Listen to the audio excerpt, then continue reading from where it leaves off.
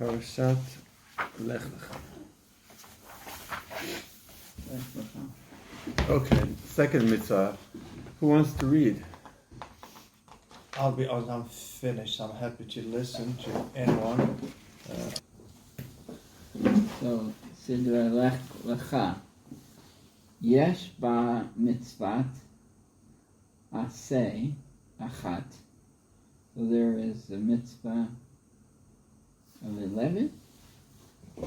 Yeah, so Or let's to do one. Is that 11 or okay, so to do one? there's a concept of what's called aseh. Aseh. And the other mitzvah is the other side of things, right? It's called mitzvah lo ta'aseh. To do Okay. the negative, positive Right. and negative. This is a positive commandment, negative commandment. Ish mitzvah aseh achat. Okay. One One positive commandment in this parsha. Okay. V'hi mitzvat Mila. And this is the mitzvah of Brit Mila. Right. Shene'amar, as it said, Zot Briti Asher Tishmaru B'nei V'nechem Uben Zarecha Acharecha Himol L'kol Lechem Kol Zechar. Okay. So I'm going to be very particular about reading properly. Yes. Zod Briti, you got right. Asher tishmeru beini uvenechem. Okay? Okay. Zot Briti, right? We have Ze and Zot. You're familiar with this? Tell me if I'm going too slow. You're not going too slow, no? Okay. So, in Hebrew, everything is gendered. We have Ze and we have Zot. There are a few words in Hebrew that have an aleph that doesn't seem to have any function. Like Rosh. The aleph doesn't have a vowel at all. Mm-hmm. The extension of Rosh is Rishon, where it has a chirik, and the aleph again doesn't do anything.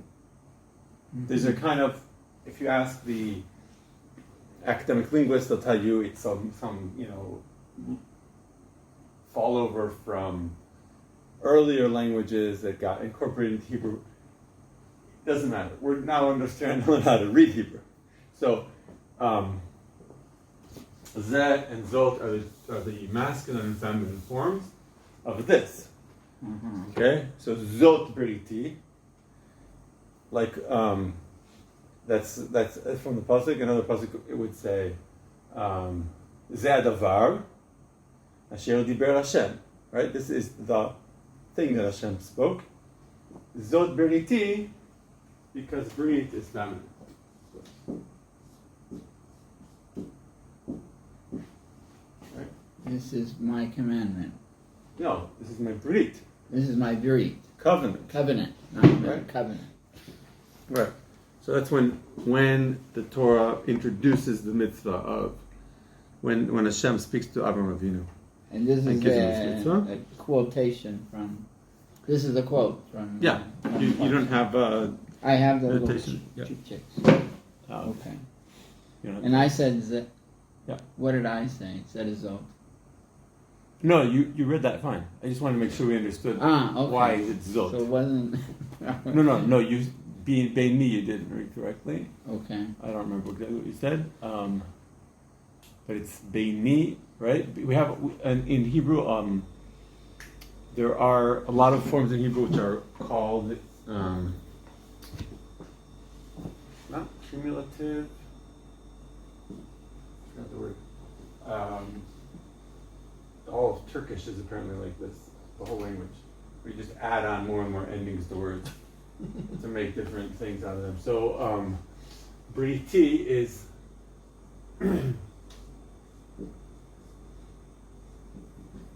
Brit Sheli, okay? Because E sometimes makes things into an adjective, but if it's a noun, it all usually just it means mine, right? Bini, my son. Biti, my daughter. Beiti, my house. Conjunctive, is that?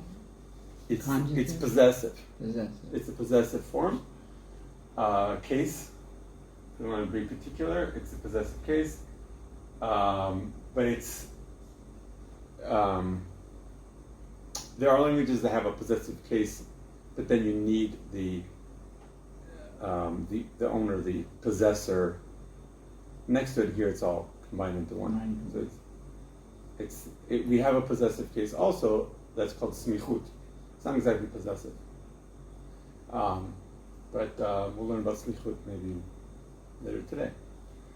So this is briti, and then we have later in the pasuk beini uvenichem. So it's the same idea. Beini, right? It's ben, right? It's between. Erase these so it doesn't confuse us. And then we can decline beini, ben, to be beini, between me, uvenichem, and you. Between you, chem, like lachem, atem, chem, right? That's the plural you.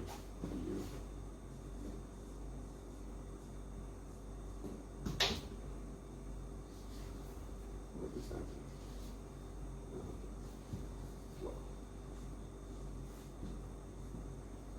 So that's what we're seeing here. Is the, what do you call that? Bein, between. It's I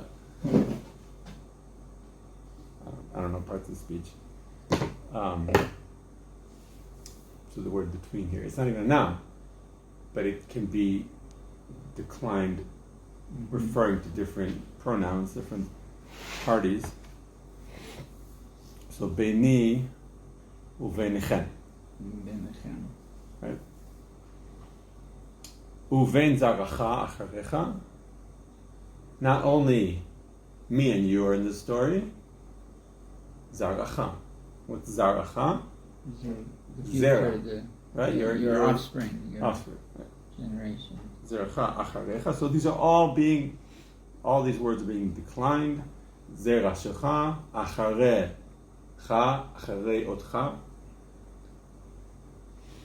What is himul? So himol lachem. This is a good one because this is an opportunity for us to talk more about the irregular verbs. We started to get into this last night. So if we have your typical 3 consonant shoresh, okay? Now, the definitive is leaf, ol, right? That's to do, to act, okay? Now, if it's a yud in the first, like leshev, we said leshevet, that's called pei yud. That's how this kind of shoresh is referred to, pei yud, because instead of in the place of the pei, meaning the first letter, it has a yud. So lamul this is the shoresh. This is called ayin vav. Okay? That's how we refer to this. Ayin vav. The type of shoresh it is ayin vav. You following? Mm-hmm. Okay? And the way that we conjugate a verb like this is lamul, right? That's the definitive. Ani mal. Ata mal. That's present tense. He mala.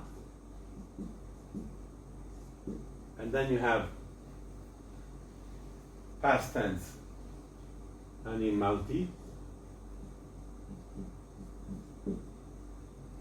Mala.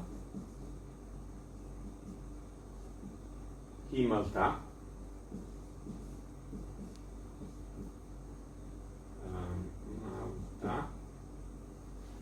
And then future tense, you have Ani Amul.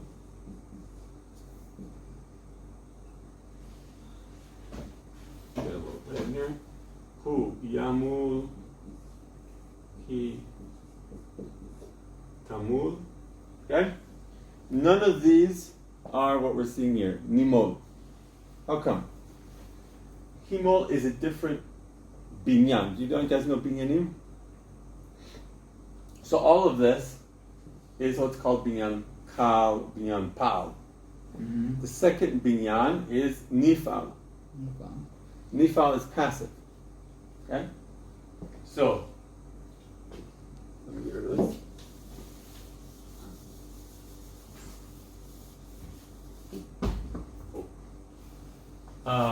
This is all pa'al. If we go down to nifal, how do I identify a word that's nifal? If it's in present tense, it's always going to have a nun at the beginning. That's not part of the shoresh. In this case, nimol. Nimol means being circumcised. Mm-hmm. When we at a Brit Mila, the moel, which is a different word, not related, where he calls up the baby is called harach animod, right? The harach moves over.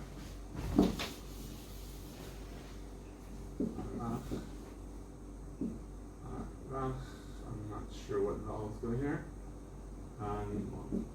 Okay. So rach means the tender, right? The tender one who's coming to be circumcised. Now, the definitive of nifal is a little bit tricky, especially when you have a special case like ayin vav. Normally, like a regular verb that has all hard consonants, we would do lehipael. Okay? Lehipael. That is the definitive. Now, because we have this funny situation, so it becomes lehi mo. Okay? Now, that's to be circumcised. Mm-hmm. Okay? So what do we have here in the pasuk? Yimol. No, himol lachem. I skipped the second one. Himol lachem. That is the tzivui. We have a fourth tense in here, right? There's past, present, future. Tzivui. Directive. Tzivui. Tzivui. Okay? This is the directive tense. This is when you're telling somebody to do something. You can also use future tense for that, which is a little bit softer. It's a little bit less aggressive, less direct. But officially, we have the directive tense, tzivui. So in pa'al, this would be mul. Mul, muli. Usually, under 95% of the circumstances, you can find the tzivui by just dropping the lamed from the definitive. So this is lamul. You drop the lamed, and you're left with the tzivui. Mul. And then it changes, muli if you're talking to a woman, mulu if it's plural, etc. But the base is the same as the definitive, it's just without the lamed. So in our case, lehimo, we dropped the lamed, we get himo. You can't really say muli, well, you can say muli, but you can't say himoli because women can't be circumcised. Unless you're in Africa. Right, we're going to say the Africans. Circumcision. I don't know if that's the same thing. Yeah. So that's this word. We have to take this whole journey in order to understand how we got to this word himol. Himol lachem. So he commanded. No. Himol is I lost the word. You You shall. You should be circumcised, right? Himol lachem. Passive. That's what I was looking for. Right? It's the passive. Himol lachem. Kol zachar. And then the Sefer HaChinuch brings on the second reference to this mitzvah, which is in Parashat Shmini. Parashat Tazria, excuse me. V'nichpela b'seder isha ki tazria. Right? Nichpela, it was repeated. Kefel is multiplication. So it's repeated. This mitzvah is repeated a second time. B'seder isha ki tazria. Seder meaning parasha. Isha ki tazria is the full name of the parasha. We usually just call it tazria. There are different versions of the names of the parashot. Like Parashat Bo is often referred to as Parashat Bo el Paro. They're like this long name and the short name of the parasha. So in the beginning of Tazria, it says Vayom Hashmini Yamul Besar Olato, and there it's actually using the active and not the passive. And it's more directive of how. One mitzvah was without explaining how, and the second one looks like it. Oh, the second one has more details. Yeah, but it doesn't. It doesn't actually have more details. It has less details. It just kind of says on what day and what. And yeah. No, that's also in Bereshit. Those details are there, but it just he didn't bring those other psukim. But those appear that all the details appear there also. There are actually less details in Tazria. It's just one phrase, just like that one short half sentence. Interestingly enough, it's an active verb without a subject in this case. It says yamul, meaning somebody, he should circumcise the baby. It doesn't say who's going to do it. The father. Could be the father. Could be somebody else. That's why, as we'll see, this has a special quality, but whose responsibility is it?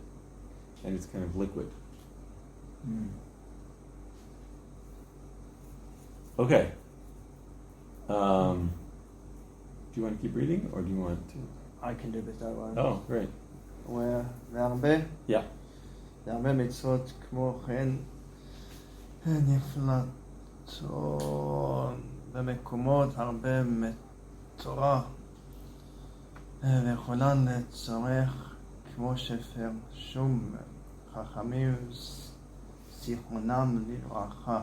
Okay, I'm going to be pedantic with you too. כמו כן נכפלו. Are you reading with Nikud? Yeah. Okay, so if you have Nikud, you don't have any excuses.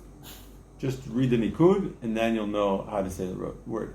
כמו כן נכפלו במקומות הרבה בתורה, וכולן לצורך, לא לצורך, unless you're French, they have a tendency to put the accent on the last syllable even when it's not supposed to be there. כולן לצורך, כמו שפרשום, yeah, the pay has דגש, חכמים זיכרונם לברכה. Okay, we probably have a lot of things to parse out here, right? Quite few. There's other mitzvahs like many mitzvahs. Okay, there are many mitzvahs. Like כמו כן, I'm going to erase all this. I hope you want to write anything down. You wrote it down. Okay. We also started to mention last night there are all these little phrases that if you don't understand that it's a phrase, it can be very confusing. There are so many of them, I don't think I can just come up with all of them off the top of my head. But this is כמו כן. Similarly. Okay?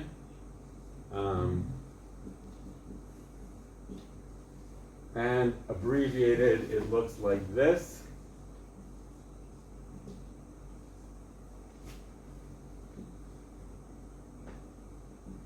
Okay? That's always going to go together. Don't try to read them as two words. Chen is, it's obviously yes, but it's not just yes, it's also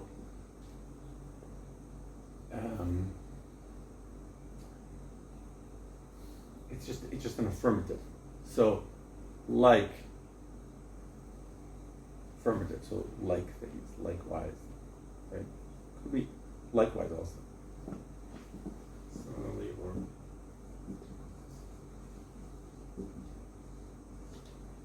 and a few more that we mentioned last night.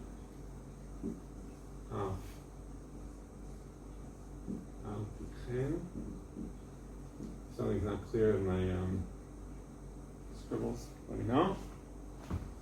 What's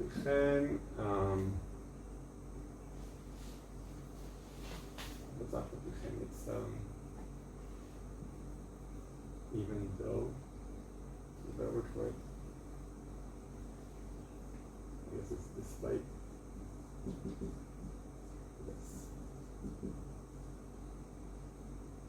And abbreviated, we'll see it as this. Okay? And then we have called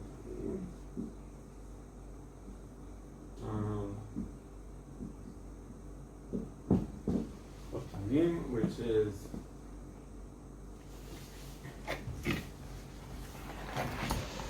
in case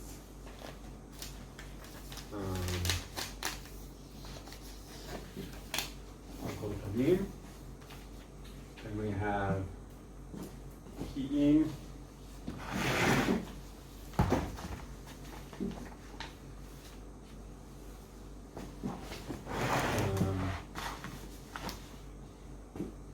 how would I translate that?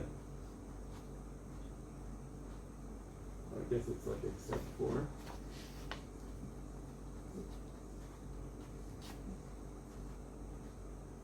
Sometimes it will be abbreviated, not usually. We have imki, which is the opposite.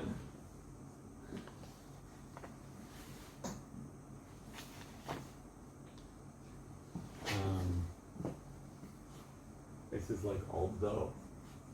Also an accepting. It's making an exception, but it's a little bit different. And that is often abbreviated. We have imzot or imkozeh. These are the same meaning.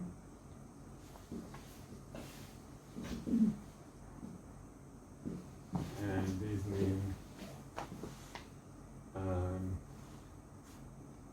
in spite of this.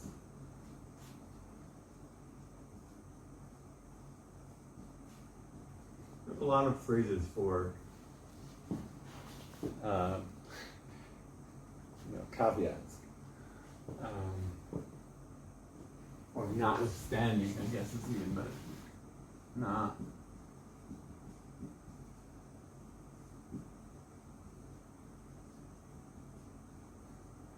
Next we'll see as or okay. I don't think they abbreviate imzot. There'll probably be more of these that we'll come across, but this is kind of a nice starting set to work with.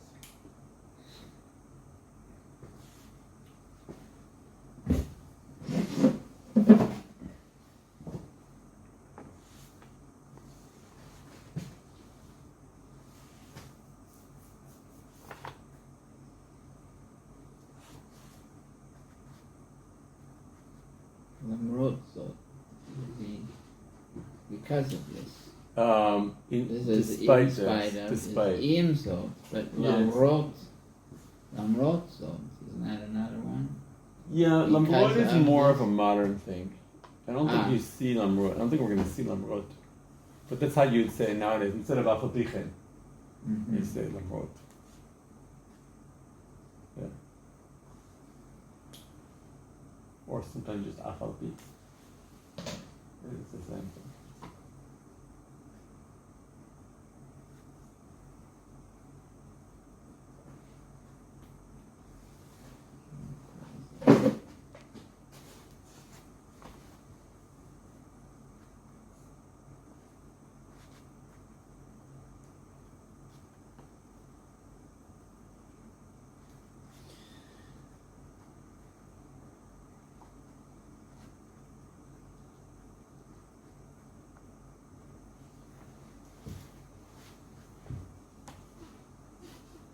Okay. So here we were, Harbe mitzvot kemochen. Similarly, many other mitzvot nichpelu b'mkomut harbe b'Torah. They appear, they're repeated. Nichpelu. Okay, they're repeated. That's what form is nichpelu? What binyan? Default. Correct. Nichpelu imkomot harbe b'Torah. Right, there are a lot of mitzvot that appear more than one place. Bechulan letzorech. In all of them, right, this is another case of declining a noun. Kulan. There's kulo, kulam, kulan. With a nun on the end means feminine plural. Yeah. Okay? Kulan, mitzvot is feminine. So all of them, litzorech, they all are for a reason. Well, I thought the nun then comes from the Aramaic. Yeah, this is not Aramaic. No Aramaic here. So there's no mixing in. There will be sources, we'll see that mix. In the Gemara, also in all sorts of latter-day sources from the Shulchan Aruch onwards, even a little bit before the Shulchan Aruch. We'll see a lot of mixing, but this is not. This is written in Hebrew. The Rambam, the Mishnah is all going to be in pure Hebrew. Okay. So kulan is kol otam, meaning feminine plural. לצורך כמו שפרשום חכמים זיכרונם לברכה. So פרשום, פרשו אותם. Okay? As they were explained by our sages. חכמים זיכרונם לברכה. This is an interesting concept, that kulam letzorech, that all of the repetitions of when a mitzvah is repeated twice, that means that the Torah wants us to understand something additional from it, from the additional context. Okay? We good? Yeah. Who wants to read?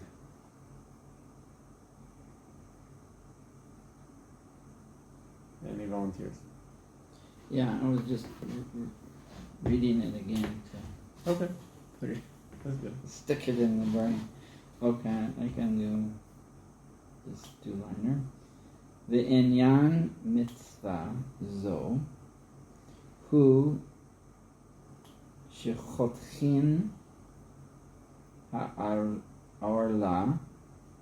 So is this or o? To do it properly. It's called kamatz katan, Mm-hmm. and it's pronounced o. Oh. Yeah, Ha'orla. your instinct was right. Hamchapeh. Are you sure you read that right? Hamachapeh. Oh, that's what it says there. Okay, I might be mistaken. It should be mechapa. You have a kamatz. Pa. Okay. Sorry. Hamachapeh. Rosh Hagviya. Mm-hmm. Uporin. Kerum Rak Shil Mata ממנה כדי שתגלה ראש העטרה שבאותו עבר. Okay, now that's... Is that, I don't want to go too far without yeah, you can stop there. translating it. Avar, it says Aver or Itvar. Three dots. Oh, it says Aver, okay. Oh, there are different takes on how to properly punctuate that. Okay, we're going to have to clear the board.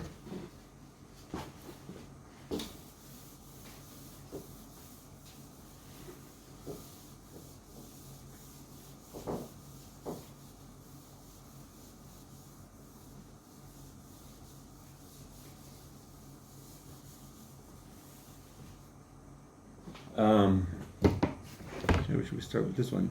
In inyan mitzvah zo hu. Okay, so we have here some interesting gender issues here. Inyan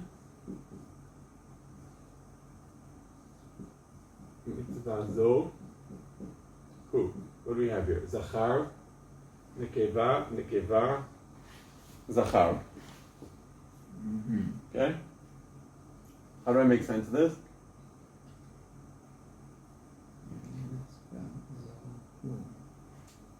The inyan is the zachar and the mitzvah is the nekeva. Right. So, inyan hu, mitzvah zo. Right. Mm-hmm. Hu is actually functioning here as a verb.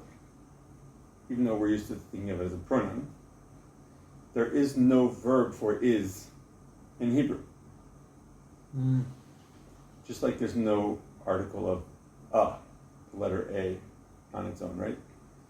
In Russian, there isn't even the. But we're lucky in Hebrew, at least there's the. There's the definite article. There's no indefinite article in Hebrew. And there's no is. So how do you say is? Zeh? Or just... Zeh is this. Ah. Who. Who. Okay? Who you can use as is. Mm-hmm. You could even leave it out and it would have the same meaning. Right? If we just said, Ve'inyan mitzvah zo, and then continue on the sentence, it would have the exact same meaning. The who here is optional. Mm-hmm. So what does it actually mean? Because it's never just they. Never just they. They. It gotta have a meaning, otherwise... No, it's function as is here. Yeah, but if the meaning would be the same without.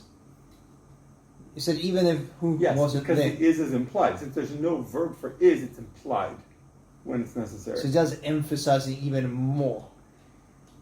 It's less of an emphasis. It's more like a stylistic issue. Okay. Yeah. Like we have even on in the davening sometimes different nusachim will have leave it out or not leave it out. Yeah. Like on Rosh Hashanah we say, how does it go? At the last, right before the bracha of Malchut, I think. Atahu Eloheinu. There's something about Atahu. Levadecha mi baladecha ein lanu melech umoshia ela ata. Right. So there's like a double use. Or there's Atahu Elohim, right? What does that mean? Atahu, you are he, right? But it's an emphasis on you are. You really are. It's a stylistic. It's kind of an emphasis, yeah. Also a stylistic issue. I remember multiple of times. It's very difficult for the reader because they keep writing who and he. And you have to know that because you don't know if it's who or he when they're writing it in the Torah. And then they're always being corrected. Yeah, that's right. Because you gotta really know your stuff to know which one is it. Yeah. That's right. That's outside. That's not a problem that we're having here, since we're not reading biblical Hebrew, and if we are, we'll read it with Nikud. Mm-hmm. So yeah. No, I was leading up to my question. Oh. What's the difference between who and he when they're When they're just being used as a verb, yeah? so it's the same thing. It's either masculine or feminine. Okay. Yeah. So it's what it's connected to. Even ata, right? You can oftentimes leave it out, and we'll get the same meaning. Like if you say, if somebody asks you, "Did you come to the shiur?" If you came to the class today, right? Mm-hmm. They can either say "Hayita b'shiur," they can say "Ata hayita b'shiur." Mm-hmm. That's the exact same sentence. Ata hayita b'shiur is a little bit more formal, Mm-hmm. but it's the same meaning. Yeah, but it's the same speaking about yourself. Hayiti be whatever, Exactly. or ani hayiti. Exactly. So that's a pronoun functioning just for stylistic reasons. You can't do that in English because you don't have the pronoun built into the verb. Oh. Right? Here, hayita already doesn't only imply, it specifies second person. So you know exactly what's going on. You don't need, this doesn't actually add any meaning. No. Same thing here. The who doesn't add any meaning. Mm-hmm. It makes it a little bit easier to digest, to understand exactly where the phrase ends, but it doesn't add any meaning.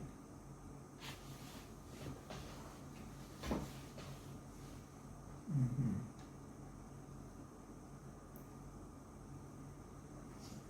Okay? Move on? Mm-hmm. Okay, so here we have an interesting sort of historical digression. Chodchim ha'ola. Louis, you actually asked a few minutes ago about the nun being like an Aramaic, just making it plural. So, it's a historical kind of mystery. I've heard two different theories about this. The nuns being, in Hebrew, you used to be saying chodchim, right? You would expect it to be just chodchim, and there's no known version or ending or conjugation that would have a nun in the end. So two theories I heard. One is that it was actually, it's derived from Aramaic, meaning people were already familiar with that ending as being plural, and then printers in Italy in the 14th century, when they would need to fit a word into a line, and the mem is twice as wide as a nun, they would use it to shorten and fit things and squeezing things into the lines, and and everybody knew what it was, so it wasn't a problem. The other theory I heard is that there are versions of the Mishnah that have nuns on the end, and it was some kind of variant in Hebrew at some point that became more popular as being more like rabbinic or something. But it wasn't originally specifically rabbinic or anything like that. So if we see that, we know that we're dealing with a rabbinic document and not biblical, and it means the exact same thing. There's no difference. So you can almost date the author. Almost. But you can't, because things were reprinted and changed. Right? So the Mishnah was definitely the main, version of the Mishnah wouldn't have had this. But if you could pick up Mishnah today and find those endings in the Mishnah. Okay.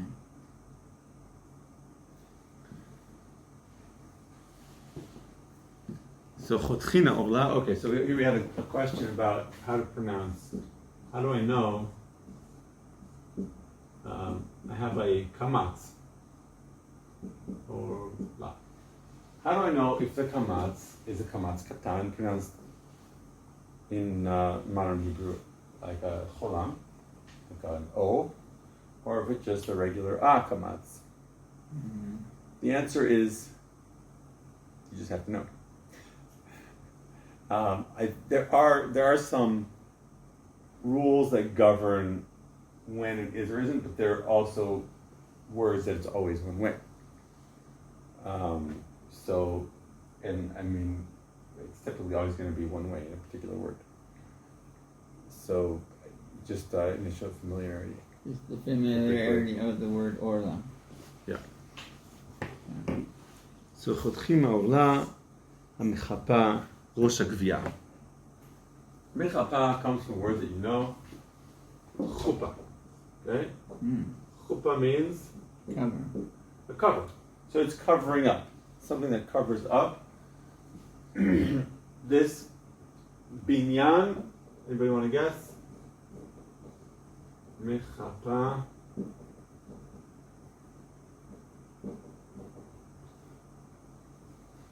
What binyan this is?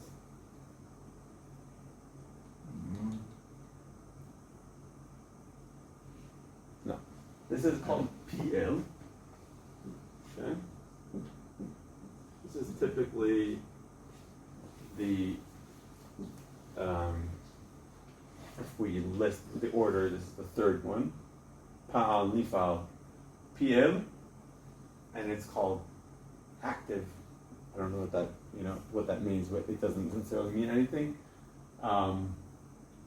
Some verbs take PL, some take PAL, some have both forms. There aren't any real good rules of thumb for that. And they don't always, the meaning doesn't always follow in any clear fashion.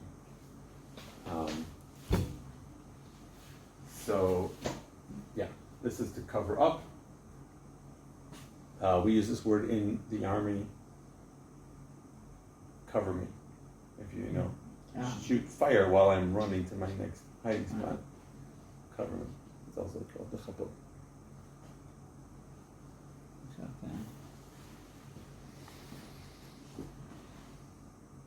ופורעים קרום רך שלמטה ממנה. ראש הגבייה, skip the word. גבייה. גבייה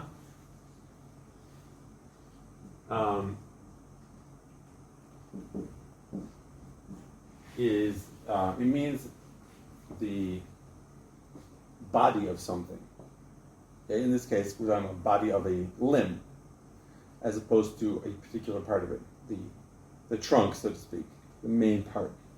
Gviya also means a dead body, meaning not necessarily dead, but just the physical body, rather than a person.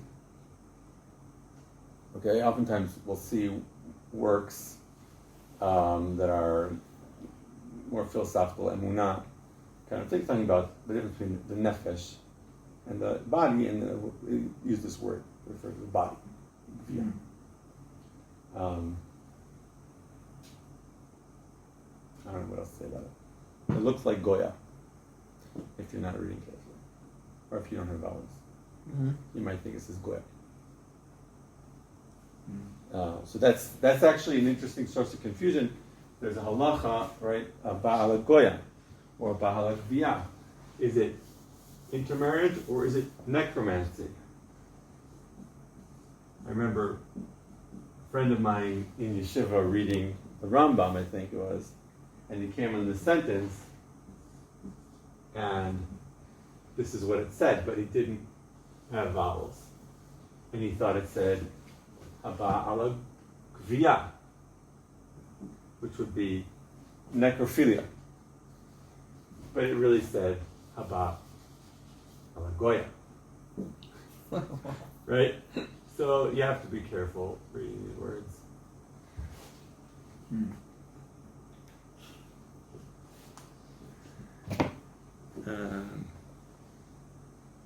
So that's the Rosh HaGviya, the top of the member. That's the skin that we're looking for to cut off. Uforim krum rach shelamata mimena. Krum is a coating or a membrane. Right? We have Krum, which looks like, reminds us of the word krem in modern Hebrew, which means cream, but it's not related to this word krom. This krem comes from cream. It's just, they didn't want to come up with their own word, or didn't want to use a word that already exists in Hebrew for whatever reason. Not related. This word we're not going to see ever in the text that we're reading. This is a modern Hebrew word. Krom is a membrane or a thin layer, and a common phrase you see karam o v'gidim, which is based on the chazon ha'atzamot ha'yiveshot, the vision of the dry bones in Cheskel, and where he sees the dry bones coming together, v'karam o v'gidim, meaning it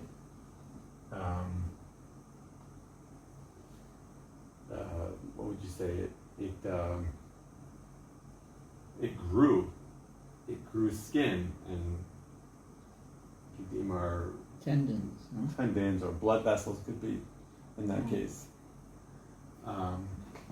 It's not grew is the wrong word, but it all of a sudden redeveloped them. So karam likrom, this phrase is used a lot in modern Hebrew. See, like if you're talking about a project or something, she krom over gidim, meaning it'll be implemented, it'll take on real form, right? It'll be fleshed out. That's where the word fleshed out comes from, right? That's exactly what it's being fleshed out. Likrom over gidim. So that's the same word.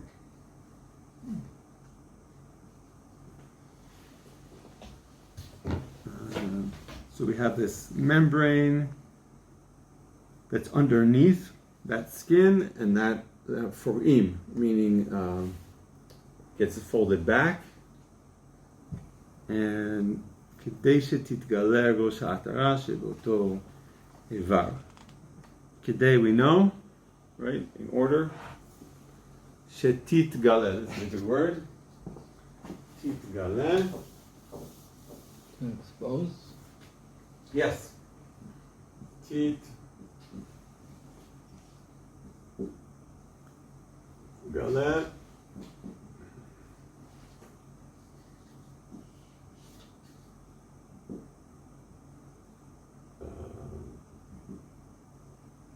I'm not sure that's kamatz or patach. It's actually kamatz. Yeah.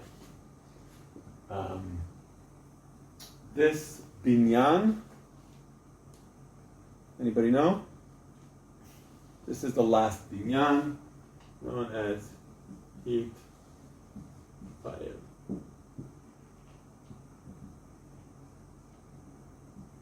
Okay, this is also usually referred to as the reflexive. When it's not, it never has an object. Okay, it's a subject. There's no object because it's something that they're actions that are done on your own. You're not doing it to something else. So this is the reflexive. Titgale will be revealed.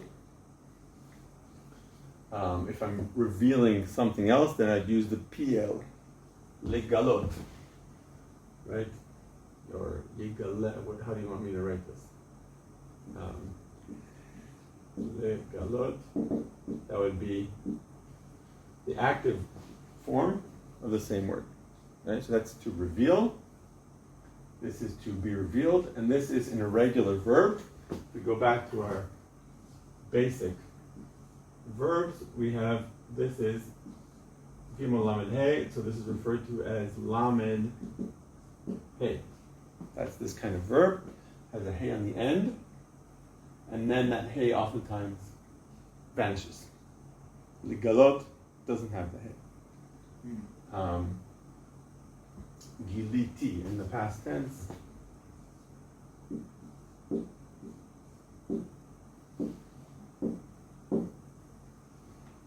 Right, so there's no hey, the hey is invisible, turns into a yud or above. Whereas P L T. If I were to conjugate this in the same form, I would get P L T. All the letters are preserved. So that is Titgale. Gosha Atara Shebeoto Ivar. Gosha Atara is what we call the head of the membrane. It's called Atara. It flares out, therefore it's called a crown. And the top of the Atara, Rosh, right? Rosh often means just the beginning of something or the top of something. Shebe Oto Ivar. Okay, Oto is a very important word.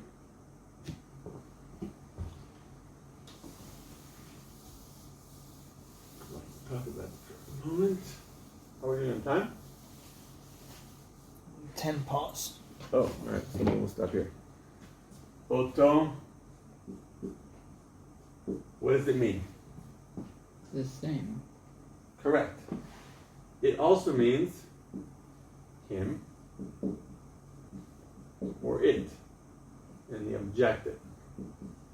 Objective means it's the object of the verb, right? Ani giliti oto. Hu hitgala. Ki ani giliti oto. Right? So that just means him. But it also means that very one. Okay? So to adavar means the same thing.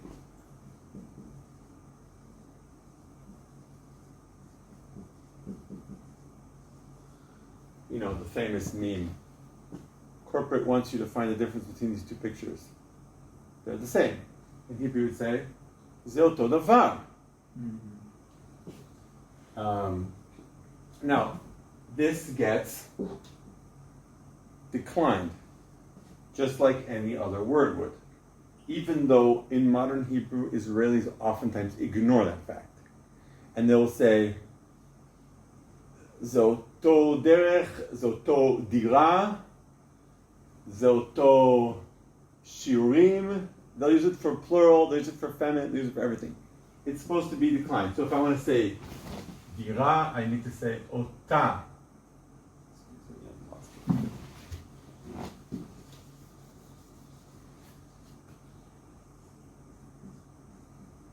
Dira. Or hadira, depending on if I'm being particular about it. If I want it to be plural, it becomes otam. So otam, varim. Now, I'm telling you this not so that you speak proper Hebrew, which is a nice side benefit, but this is in order to be able to piece apart a text more easily. The hints, the gender and the plural and all these things are going to make it much easier if you're aware of this to understand which words go together, which words belong to each other, which are phrased together. Right? So these are all things that we have to pay attention to.